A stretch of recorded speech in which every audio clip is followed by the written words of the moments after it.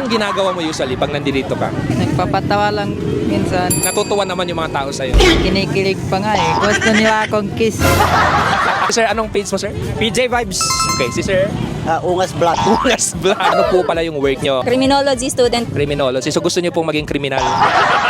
Joke lang po yan. Nag-enjoy po ako. Ito po yung gustong-gusto ko, yung makipagkwentuhan to random people. Welcome to Payan Talk, Random Visitor, Real Stories.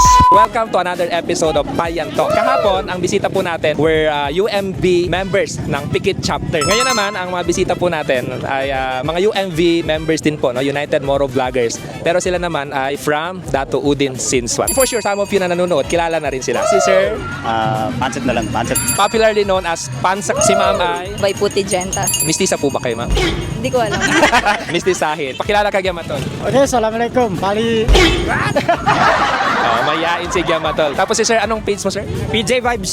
Okay, si Sir, Ungas Black. Ungas Vlogs. Si Sir, Ongbak TV. Ombak TV. Martial artist to. Ikaw, Sir, Amir Brothers Vlog. ano kayong isang page na tatlo kayo, Sir? PJK Brothers TV. Diyan po kami nagsimula. PJK stands for P, Pansak, G, Giamatol, Giamatol. yung K, Kansak. Kansak na. Okay. What's the story behind that name, Sir? Mga pangalan ng mga lolo namin ng Pero na mayapa na yun.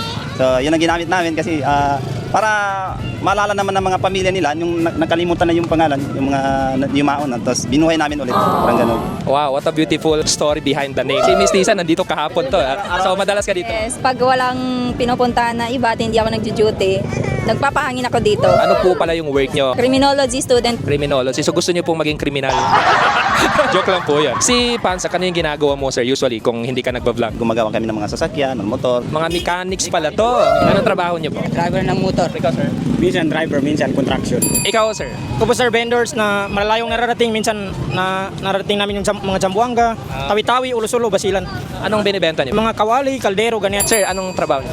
Nagasakan ng lupain. These are from different walks of life pero pinili nilang maging storytellers. Sa tingin nyo, ano yung kahanga-hanga dito sa lugar na Payan? Unang-unang yung hangin, maganda talaga yung parang press na press. Doon po sa mga natikman yung mga pagkain dito, sir, ano yung mga nag-stand out sa inyo na pagkain? Pansit. Sa Sandanga, no? May pansit doon na masarap. Natikman ko dito is yung halo-halo and then yung biryani. Sa lahat ng hindi pa dito nakapunta, punta na kayo dito guys dahil bukod sa masasarap na yung mga pagkain dito, ang saya dahil ang daming mga tao dito. Thank you so much, brother. Thank you, ha. Thank you for visiting us. Keep sharing stories that matters, and story that inspire other people. Thank you so much. This time, I am with Dede ko, ang artista ng Payan.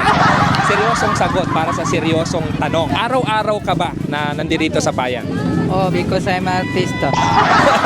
Ano yung ginagawa mo usually pag nandito ka? Nagpapatawa lang minsan. Natutuwa naman yung mga tao sa'yo. Kinikilig pa nga eh. Gusto nila akong kiss. Curious na ako, paano ka nakakarating dito? Meron ka bang motor? Saan ka sumasakay? Ano? Sumasakay ko sa ambulansya na walang brake. Wala pang handbrake. Para never kami magka-brake.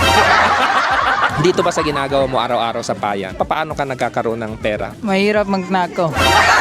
Kaya gusto ko na lang magingi. I thought it's a joke pero tama yun. Mahirap magnakaw kaya nanghihingi ka or binibigyan ka ng tao. Buy one, take out.